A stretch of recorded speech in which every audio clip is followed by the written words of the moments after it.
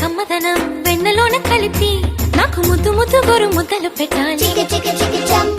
ప్రేమలోన ఉన్న తీయదనం ప్రేమతోటి తెలిపి చిన్న తప్పు చేసి నన్ను తీయక తిట్టాలి.